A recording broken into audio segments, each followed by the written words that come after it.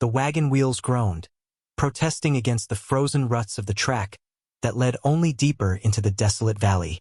Snow lay in ragged patches, clinging stubbornly to the shadow side of rocks and bare trees. A stark, unforgiving landscape under a sky the color of lead. Inside the wagon, Alara huddled, her thin cloak offering scant protection against the biting wind that found every seam and gap. Her hands, chapped and raw, were clenched tight in her lap. Fear, cold and sharp, was a physical weight in her chest, pressing the air from her lungs. She was mute. Her voice had been gone for as long as she could remember, stolen by a fever in childhood or perhaps never truly present at all. It did not matter why, only that it was gone. And in this world, a woman without a voice was a woman without power, easily disregarded, easily disposed of. The man beside her, her newly acquired husband, Thomas, had barely looked at her since they left the town where she had been passed from one weary relative to another, a burden finally shed in exchange for a few tools and a promise of labor. He was a man of few words himself, but his silence felt different from hers. It was indifference, not absence. He smelled of stale sweat and something sour. As the wagon crested a rise, a cluster of buildings came into view below. A low, sturdy farmhouse, outbuildings, a corral, and set slightly apart, a structure of rough-hewn logs with a chimney belching a thick plume of smoke. The blacksmith's forge. Even from this distance, she felt the contrast, the quiet, brooding mass of the farm, the vibrant, fiery breath of the forge. Her new family waited on the porch, figures silhouetted against the gray sky. They looked like carvings from the wood of the unforgiving land itself, hard, unyielding. The woman, Martha, Thomas's mother, was broad and stern-faced, her arms crossed, her expression one of clear displeasure. A younger man, Jed, Thomas's brother, leaned against the porch post, a cruel smirk already twisting his lips. They knew she was mute. It had been part of the arrangement, whispered caveats and dismissive gestures. The silence that had been her constant companion now felt like a brand, marking her as damaged goods. The wagon drew to a halt. Thomas climbed down without a word, not offering a hand. Alara hesitated, then gathered her threadbare dignity, pushing herself up and stepping onto the frozen ground. The cold seemed to claw at her bones. She met Martha's gaze, a silent plea for some small measure of kindness, but found only contempt. Jed chuckled, a low, unpleasant sound. This was not a home. It was a cage. Her crisis had begun. The wind whipped around her, carrying the smell of wood smoke and something metallic and sharp from the forge, and she shivered, entirely alone in her terrifying new reality. The days that followed were a blur of backbreaking labor and silent suffering. Alara was given the most arduous tasks, scrubbing floors with freezing water, hauling wood through the snow, tending to the livestock in the biting wind, her fingers aching, raw, and split despite her best efforts to keep them covered. Martha watched her with cold, assessing eyes, finding fault in everything she did, muttering about her slowness, her uselessness, her strange, unsettling silence. Like a stone, she'd sneer to Jed, loud enough for Alara to hear. Won't speak, won't complain. Just stands there. Jed found particular sport in her inability to answer back. He would corner her, his face close to hers, whispering insults, crude jokes, threats. She would flinch, turn away, her heart pounding, but she could offer no verbal defense, no cry for help. Thomas remained distant, avoiding her gaze, disappearing into his own work or the local saloon when possible. He seemed ashamed of her, or perhaps just saw her as another inconvenient chore. Her muteness was not just a lack of sound.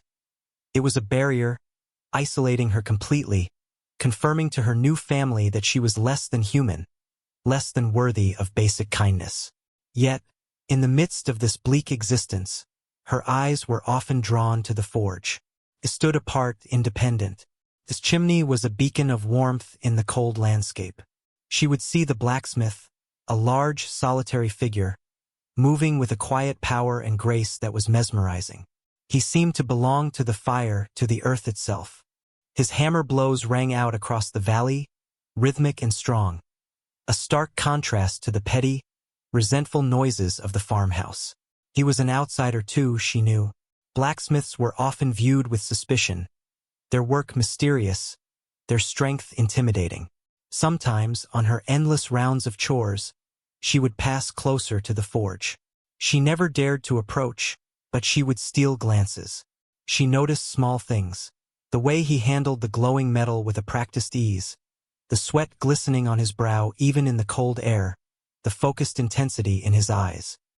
His face was rugged, often smudged with soot, but there was a stillness about him that was different from Thomas's indifference or Jed's restless cruelty. It was a contained energy, a quiet watchfulness. She wondered about him.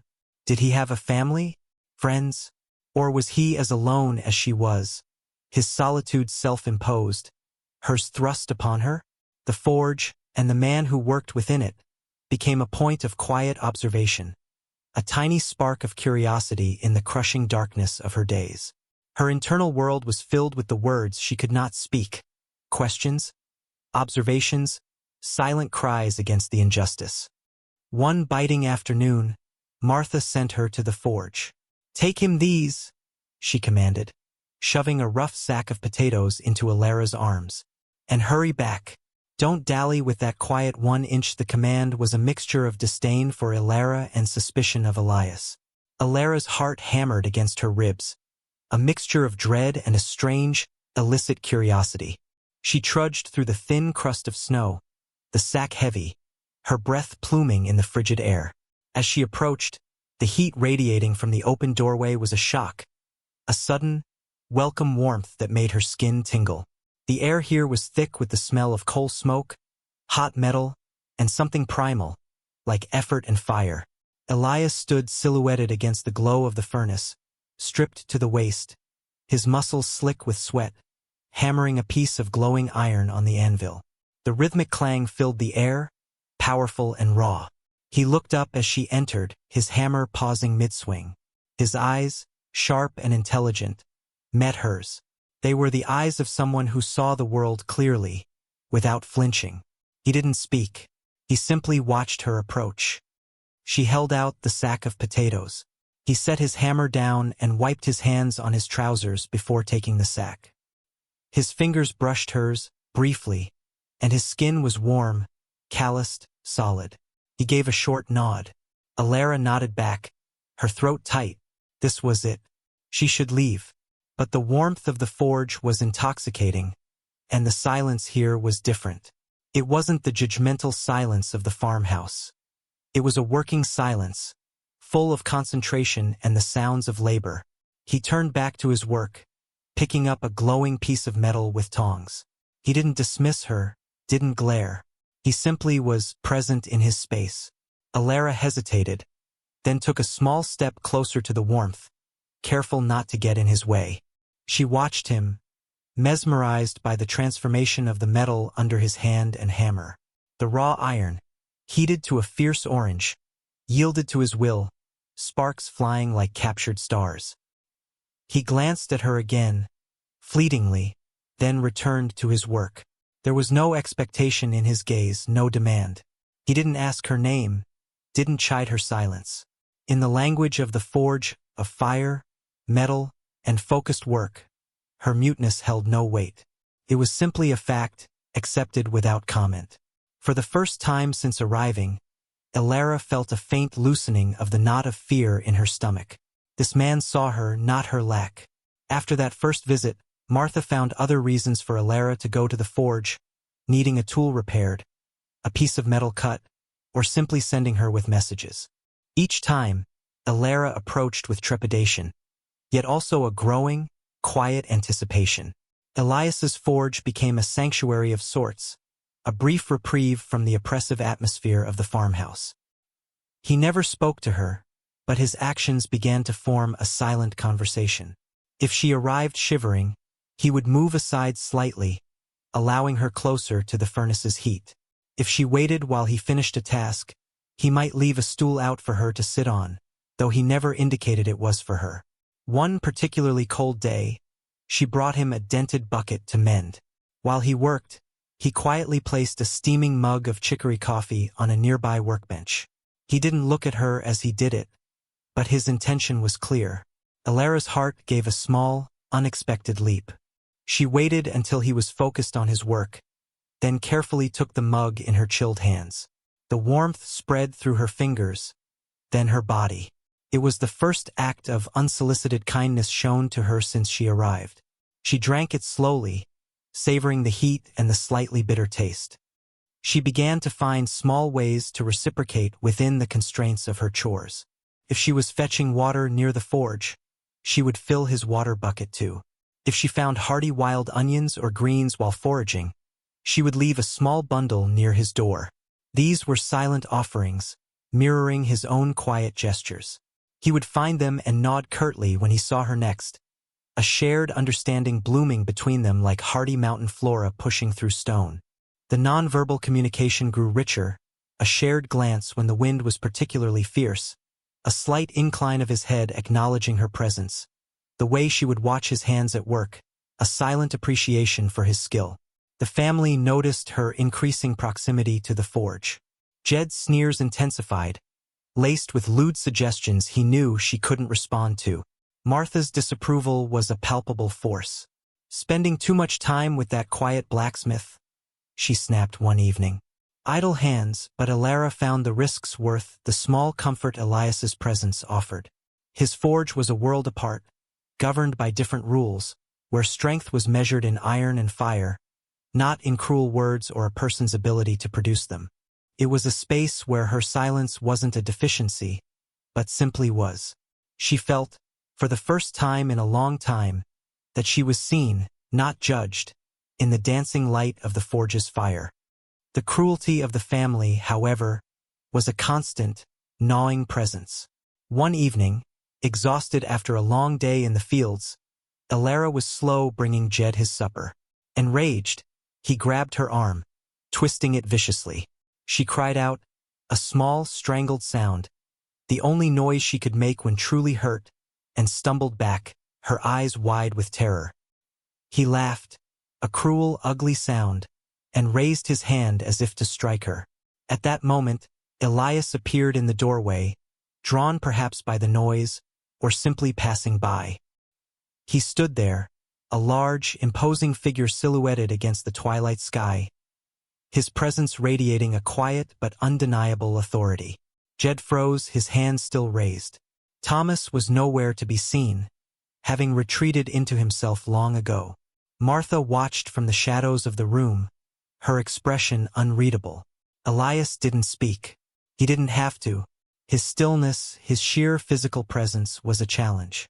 Jed hesitated, then slowly, sullenly, lowered his hand, muttering something under his breath. Alara, trembling, clutched her injured arm. Elias held her gaze for a long moment, his eyes conveying a depth of understanding she hadn't seen before. He then turned and walked away, disappearing into the gathering darkness. He hadn't said a word, hadn't physically intervened, but his presence, his silent witness, had been enough to deter Jed. It was a turning point. Alara knew, instinctively, that he had seen her vulnerability, her helplessness, and had offered his quiet protection. The next morning, working near the forge, she saw him watching her. He gestured towards her arm. She hesitated, then tentatively showed him the bruising and swelling. He approached, his movements careful. He took her arm gently, his touch surprisingly soft despite his calloused hands. He examined it with a quiet intensity, then nodded towards a bucket of cold water nearby. Alara understood. She dipped her arm in the water, the icy shock a different kind of pain.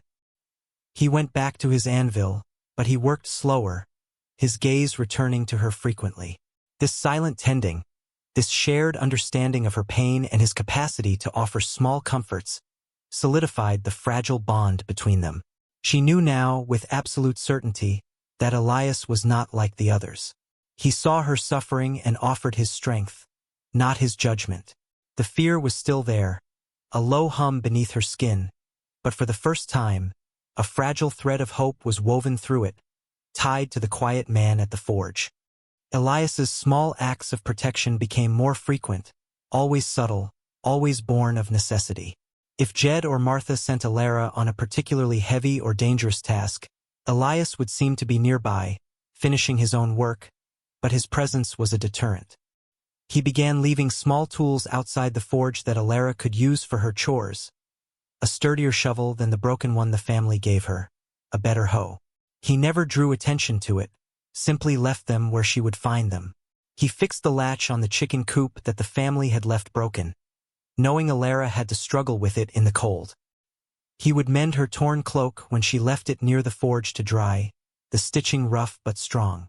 These were not gifts of affection, but acts of practical care, of seeing a need and quietly fulfilling it.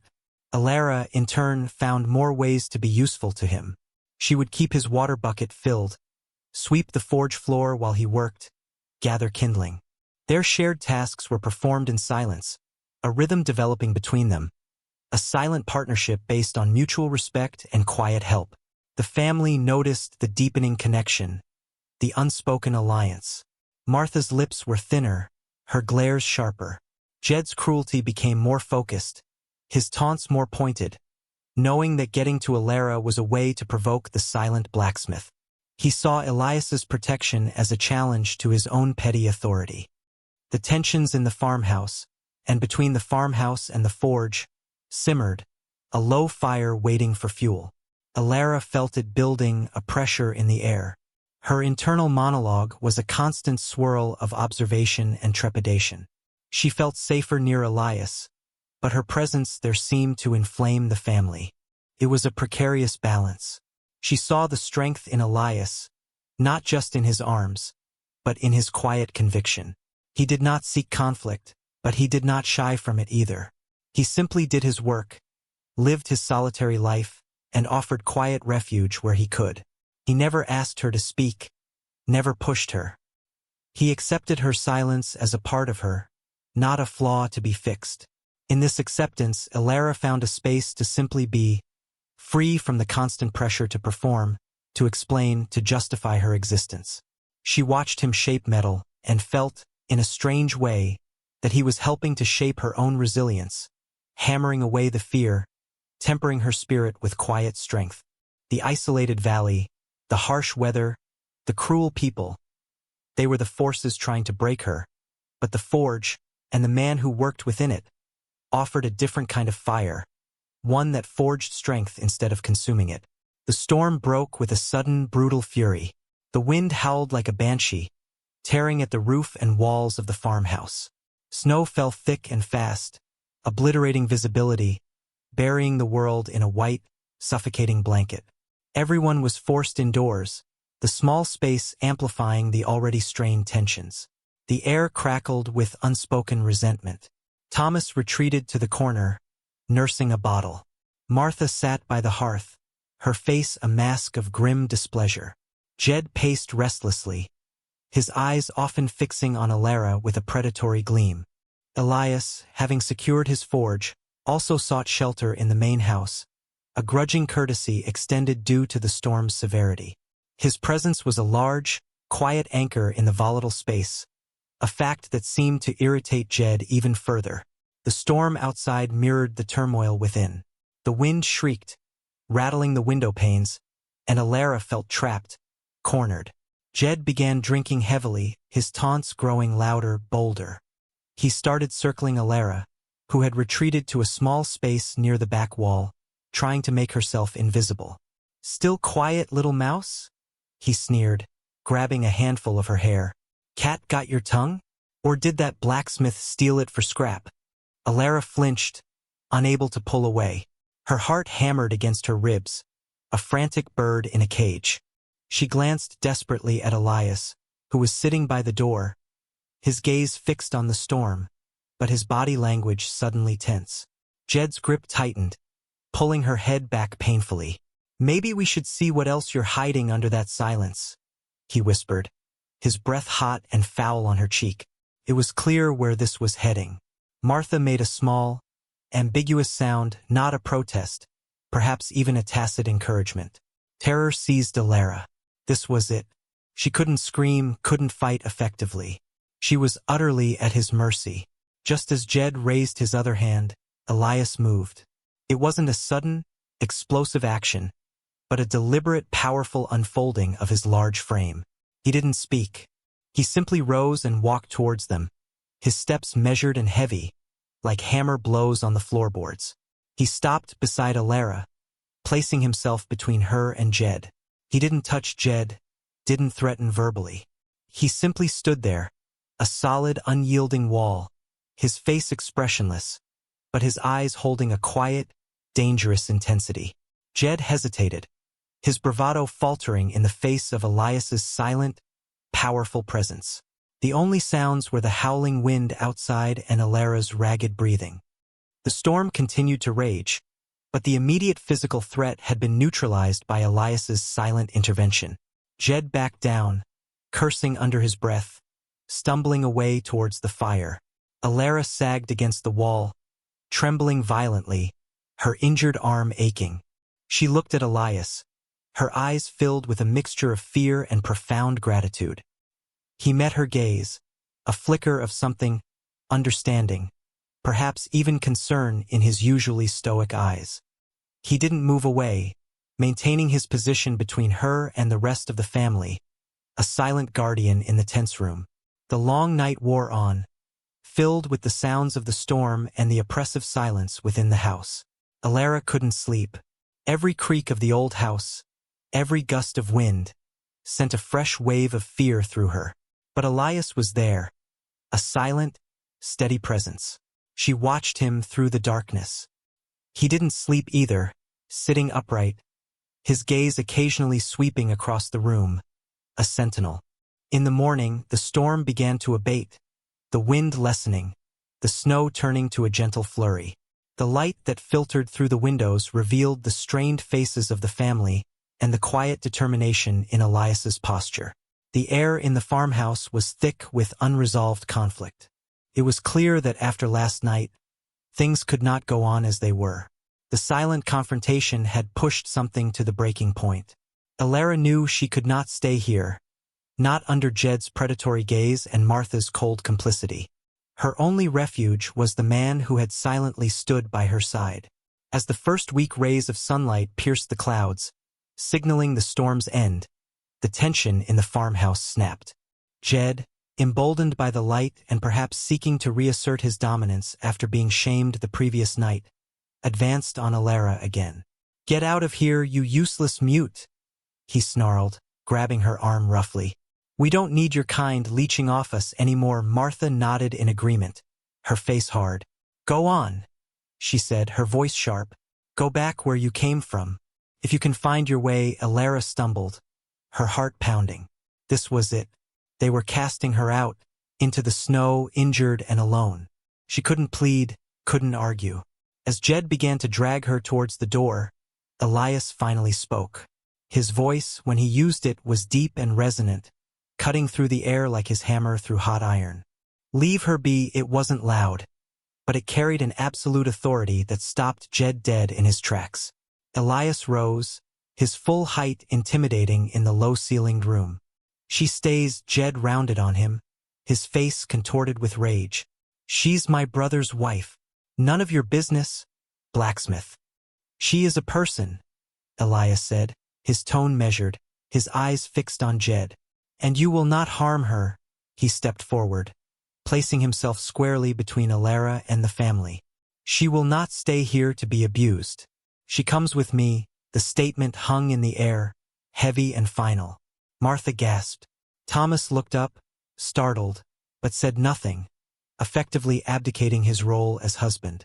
Jed stared at Elias, weighing the blacksmith's quiet strength against his own bluster and cruelty. He saw the determination in Elias's eyes, the willingness to defend Alara. He knew instinctively that Elias was not afraid of him. After a long, tense moment, Jed backed down, defeated. He shoved Alara away from him, muttering curses. "Fine," he spat. "Take her. See if I care. Useless baggage anyway." Elias ignored him. He turned to Alara, offering his hand. It was a simple gesture, but one loaded with meaning. It was an offer of safety, of sanctuary, of a different path. Elara, tears welling in her eyes, tears of fear, relief, and something akin to wonder, placed her small, bruised hand in his large, strong one. His grip was firm and steady. Without a word, he led her towards the door, away from the cold hearth of the farmhouse and towards the uncertain warmth of the forge. She didn't look back. The silent blacksmith had heard her silent heart and answered its desperate plea. Elias led Elara not to the noisy forge itself, but to a small, sturdy cabin nestled among the trees behind it, a place she hadn't known existed. It was simple, a single room with a hearth, a cot, a rough table, but it was clean, warm, and quiet. It was safe. He built a fire, the crackling flames chasing away the cold and the lingering fear that clung to her like the melting snow. He prepared a simple meal, bread and stew, hearty and warm. They ate in silence, but it was a comfortable silence, devoid of judgment or expectation. For the first time in months, Elara felt the tension begin to drain from her body. Her arm ached, but the pain was duller. Somehow, in this new, peaceful space, Elias tended to her injuries with a quiet competence. His touch gentle, binding her arm with clean strips of cloth. He didn't pry, didn't ask what had happened. He simply cared for her needs, accepting her presence without question. In the following days, Elara began to heal, physically and emotionally.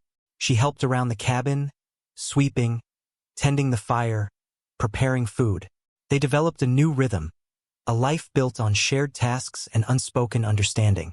Elias continued his work at the forge, and Elara often joined him, not forced by chore, but by choice.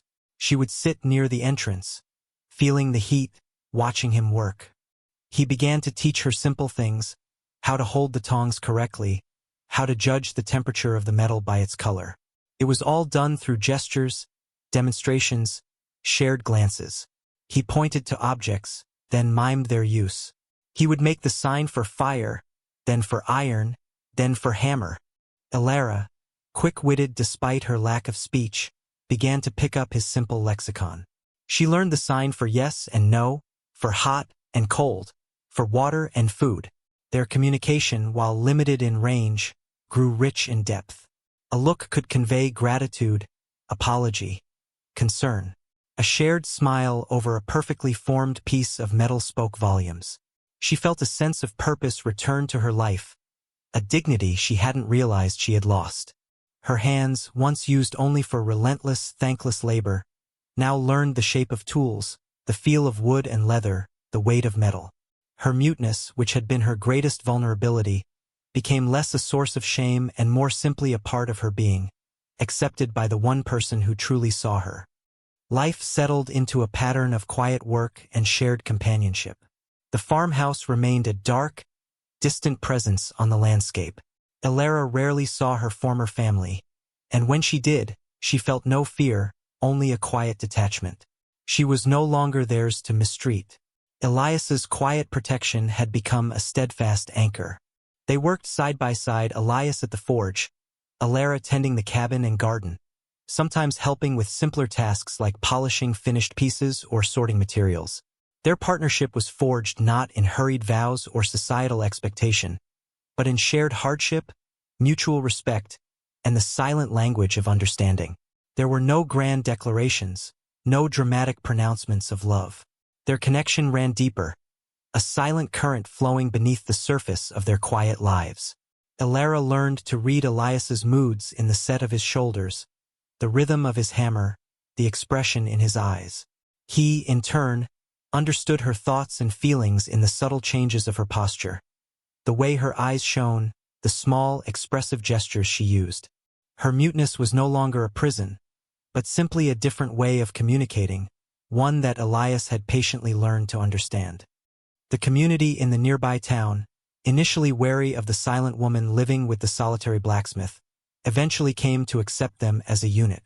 They saw Elias's work continued with his usual skill and reliability, and they saw Elara, no longer a cowering, broken figure, but a woman of quiet strength, working alongside him, her gaze steady, her presence calm.